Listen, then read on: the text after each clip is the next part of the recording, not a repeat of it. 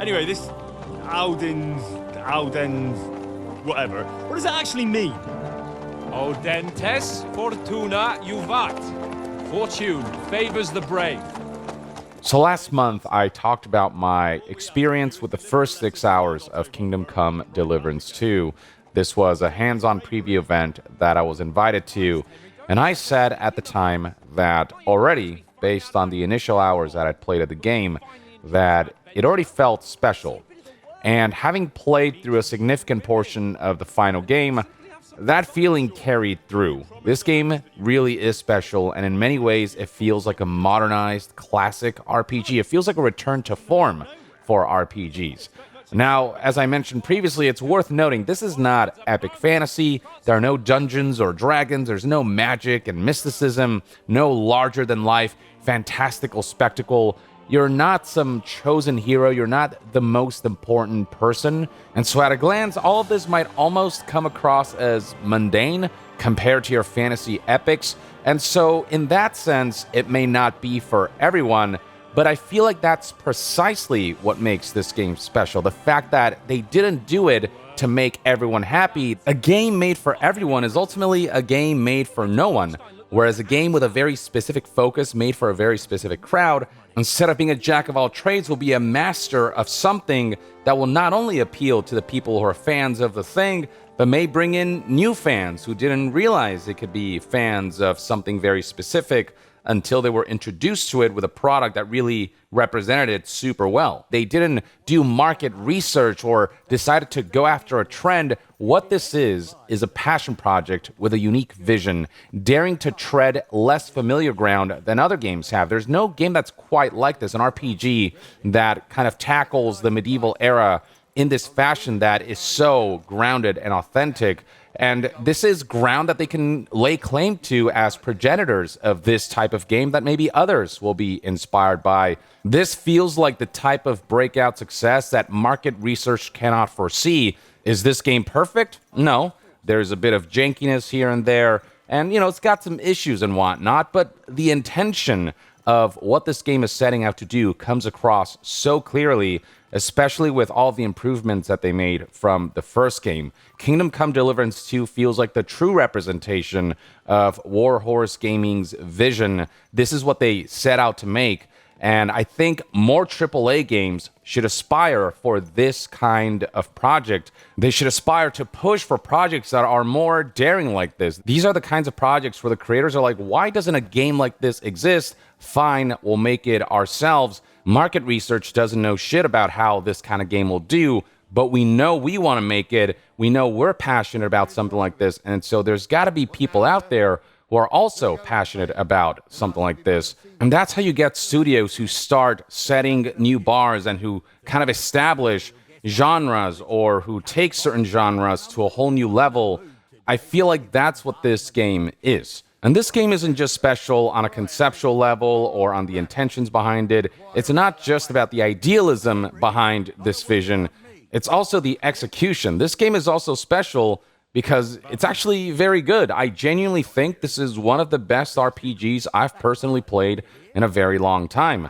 You've got choices that really feel consequential, both moment-to-moment results and long-term ramifications, both in main quests and side stories.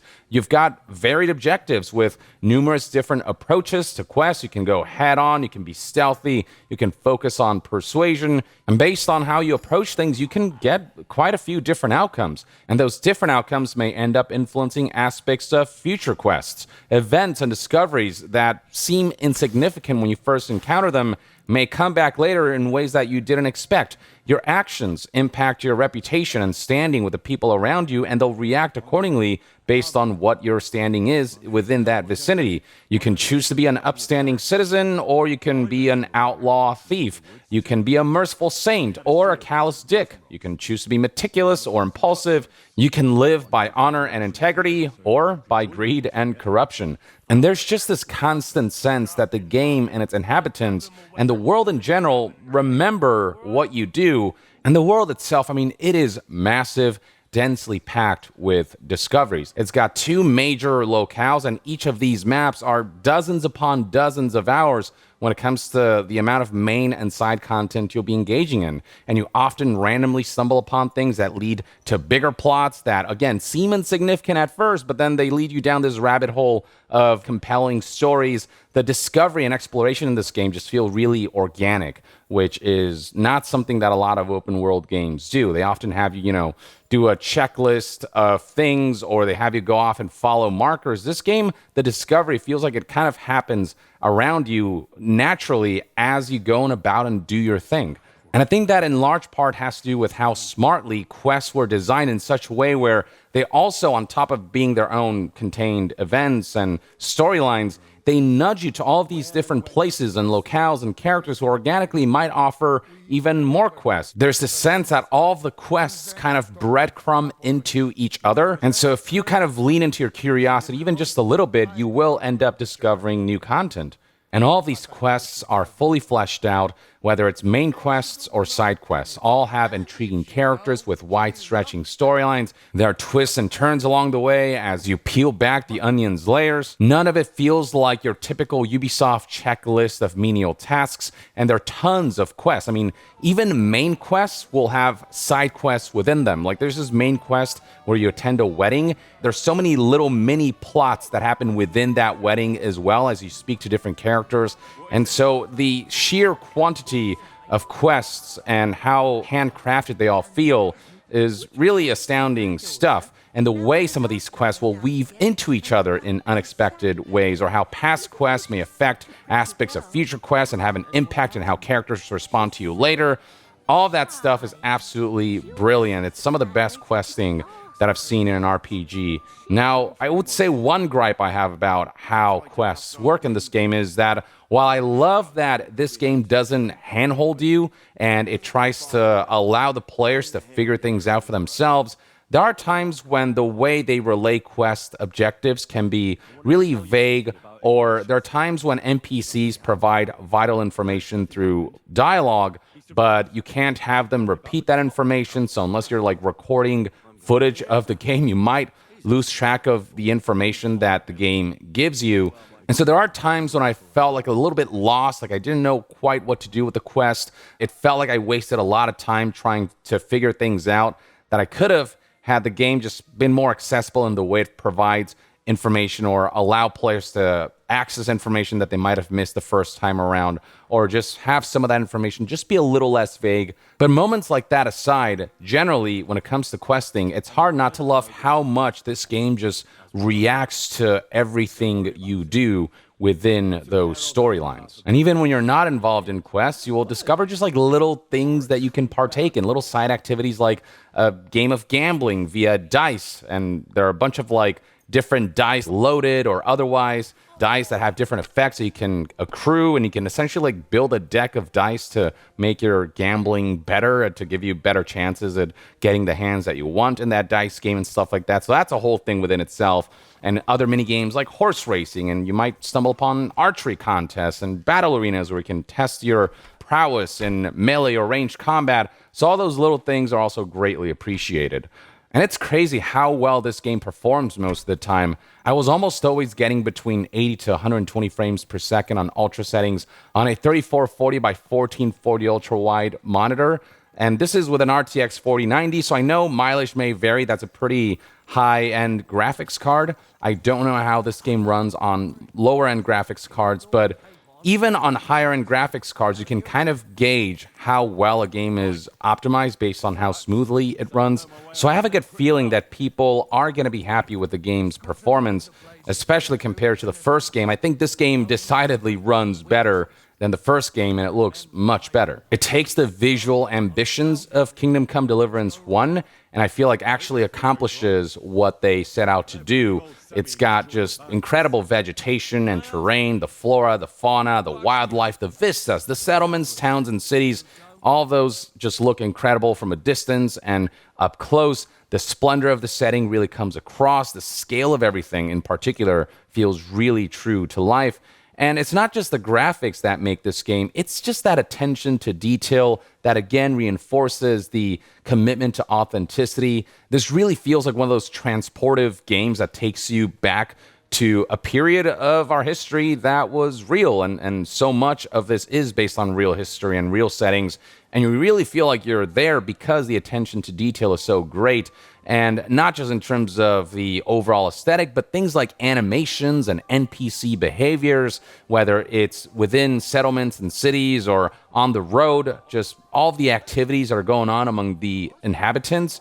It all just makes the places and the people feel real. NPCs also just feel really reactive to your state of being as the playable character, whether it's how you're dressed, how clean or dirty you are, your reputation in specific locales, whether you're a known criminal or not, whether you're behaving suspiciously just in the moment. There were just numerous times when the game surprised me with like little snippets of dialogue from NPCs who noticed something about my current state of being, or who would do things like, check and make sure that all of their belongings were still in their chest when they saw that I was like sneaking and lurking around.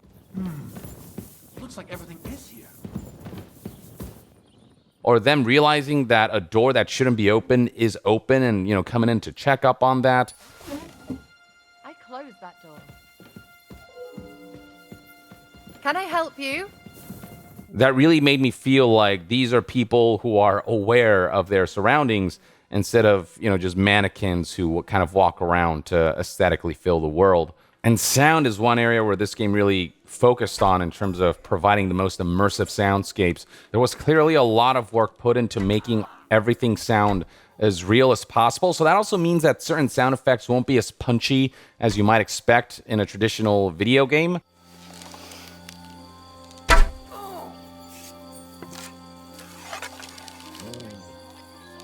Everyone, get over here! We've got an intruder!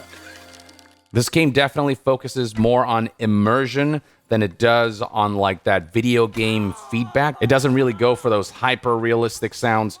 But I personally think that with the direction that this game is going for, it's done to great effect. Now, I don't think the game is perfect in its presentation. When it comes to visuals, there were a few times where, I don't know, just something about the lighting not being quite right and certain models just not having as much attention to detail put into them. There were some scenes here and there where things could look a little bit ugly, especially when up close and personal to certain objects, models, and textures.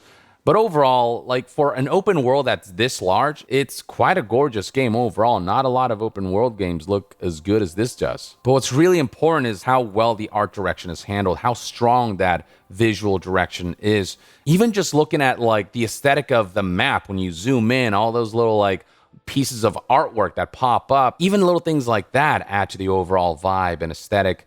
And so all of that makes this game, its setting, the way it's all brought to life really feel lived in. You can really feel the history of every locale. Now, it's not all sunshine and rainbows. This is also a world that is perilous and dangerous, so you will be engaging in quite a bit of combat. Now, during the preview event, I was still getting the hang of the combat, and I was just a little iffy about it and wasn't sure if I was gonna grow into it. But I'm happy to report that this combat system, which focuses on manual directional input for where you want to swing, once I got the hang of it, it started to feel really good and really satisfying. And once I got good at it, I got like good at it, and I started having fun just dominating my enemies. Not only is it a matter of like getting used to the directional inputs and how all of that just functions, getting the feel of it, but also as you progress through the game, you're going to unlock new buffs, moves, and combos. You never feel overpowered or superhuman. You still have to be careful during combat. But once you become proficient in both the moment-to-moment skill involved in the inputs, but also just all the ways that the game allows you to progress in learning new moves and buffing certain aspects of combat, all of that eventually does culminate in combat that eventually kind of grows on you. Though I do think the game still doesn't do a good job at multi-enemy combat. When you're facing multiple targets, I still think it's a little iffy, though it helped that I learned of this button on keyboard and mouse. It's like you hold down shift and you can free aim and free look and then let go of shift, and then it'll lock on to the enemy you were looking at as you are free aiming. That's when multi-enemy combat became better. It was still not perfect, still a little janky, because your camera controls and your directional input for your swings are on the same input, whether it's on the right joystick or on the mouse, there are times when I'm trying to change the direction of my sword swing, but instead the camera will just, swing around because it thinks I'm trying to move the camera when I'm just trying to change the direction of my swing. So little moments like that can be frustrating where it feels like the combat is not quite fully there in terms of it being the most intuitive combat system possible. And with this combat system, certain enemy types like wolves are just really annoying and janky and not fun to fight at all. But when it comes to like those one-on-one duels, those feel great and can be a lot of fun and feel really intuitive. And once I got the hang of dealing with multiple enemies at the same time and how to position myself well and how to strafe around in such a way where I can deal with multiple enemies and freely look around while locking on and all those things. Once my brain sort of understood how all of this works together, that aspect also became easier and less frustrating.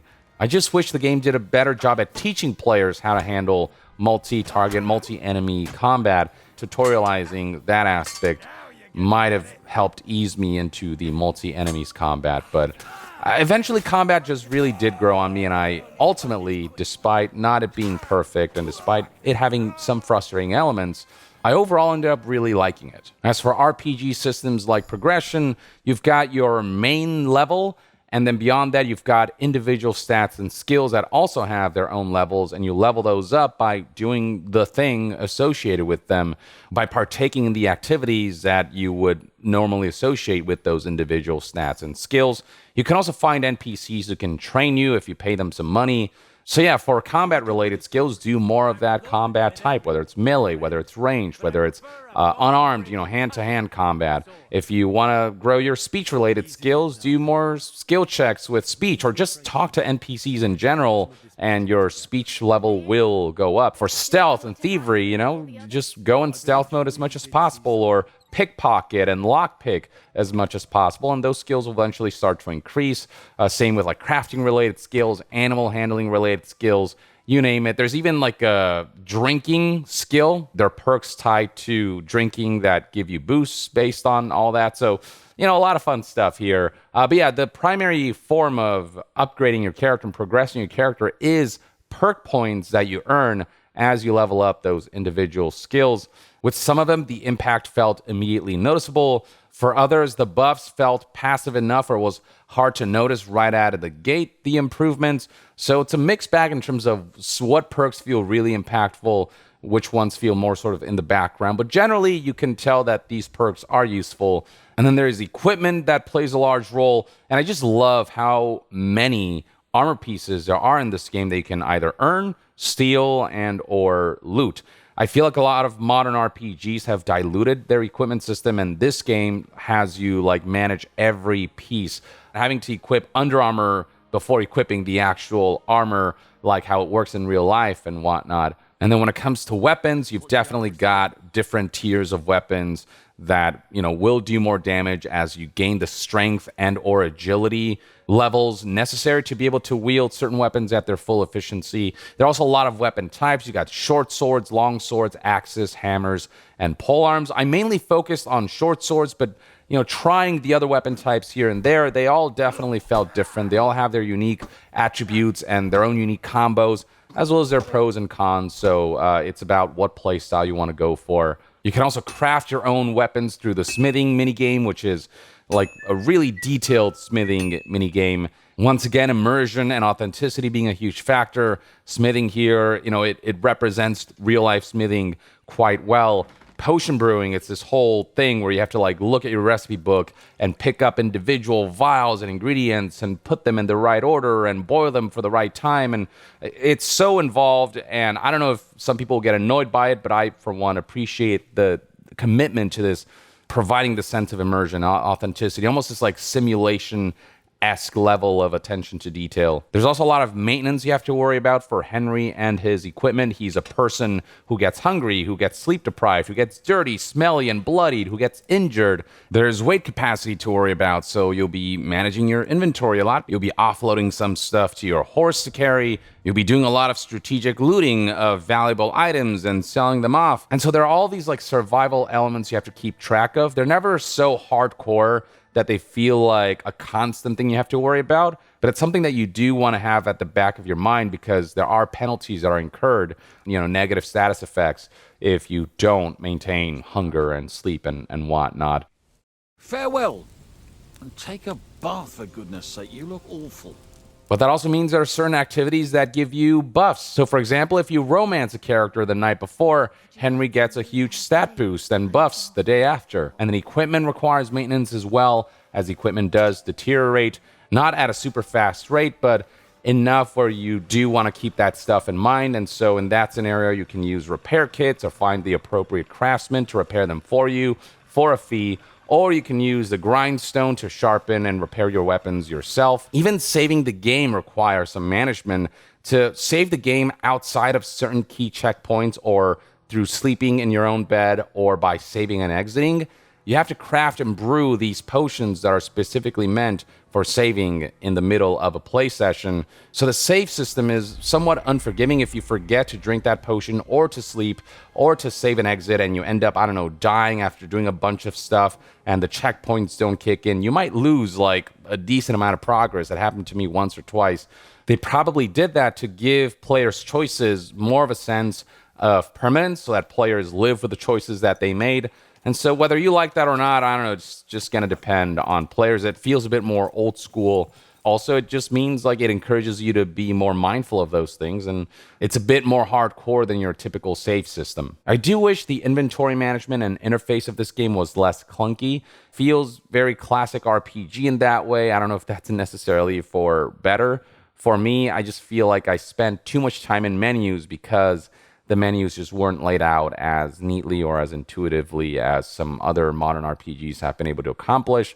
Nothing wholly unwieldy, but I feel like there is going to be a mod out there that's just going to vastly improve how inventory works and how you navigate it. But yeah, the RPG systems in general feel just really fleshed out, really expansive, and it's personally something that I missed. I know that streamlining is kind of the trend right now when it comes to RPGs, and I like that this game kind of goes the opposite direction and adds a bit more complexity to things. Now, an RPG is nothing without story, and that's an area that this game really shines, and a big part of what kept me going.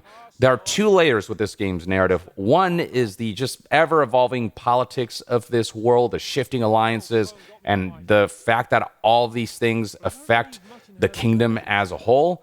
And then the second layer is Henry's personal story, the protagonist who is out for revenge against those who ransacked and decimated his home and killed his parents. And both of these storylines kind of intersect in a really masterful way. And all of it is written phenomenally, not just in terms of the overall plot, but also the moment-to-moment dialogue is just so well done with great balance of comedy and lightheartedness and drama and gravitas. That goes for both main and side quests. There are both those laugh out loud moments and some really like, oh shit moments, whether it's like plot twists or moments that kind of go darker than you expected. And a lot of this is really beautifully presented, particularly where the cinematography is concerned when you're looking at those major cutscenes. And even the narrative structure is interesting in that sometimes it will shift you to this other playable character aside from Henry, whose side story happens in parallel with Henry's, and the path of these two characters eventually cross. And so the presentation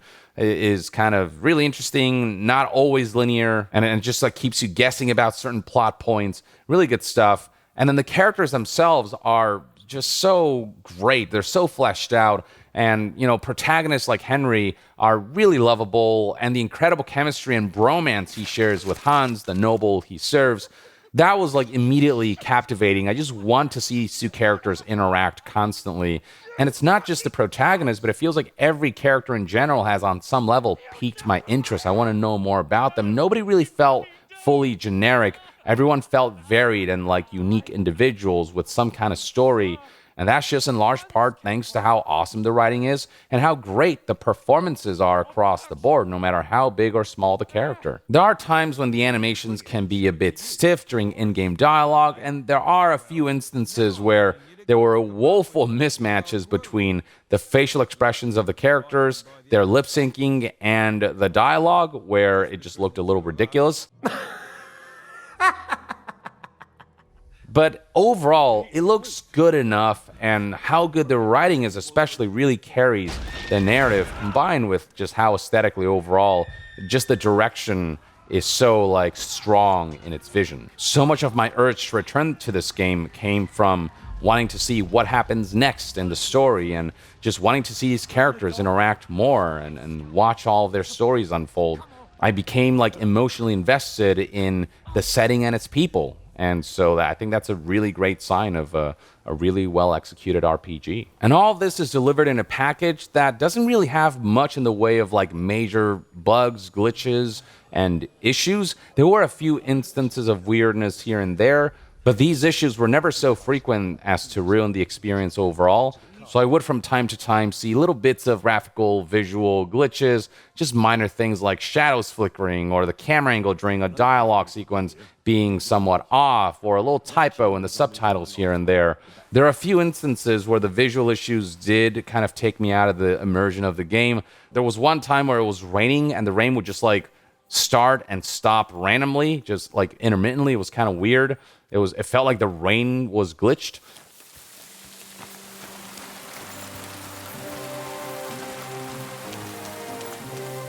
And then one time I saw rain pouring through a roof. And so that took me out, obviously, because that's just not how that works. There was one time where a rock surface was missing collision. So I just kind of phased right through it. And obviously that took me out of the game. And then there was this one time I got this weird error message. It was this red text during an important dialogue scene. It happened once, but it really took me out. The only really disrupting experience that I had, and this happened once, was I couldn't finish a side quest because some of the doors I needed to go through just wouldn't open for some reason. There was no option to open them. And so I just spent a lot of time trying to figure this out. And I realized that, I don't know, it was either a bug or a weird design issue. But in the grand scheme of things, those are minor and, again, very infrequent. Those are the only things that I noticed throughout my whole experience.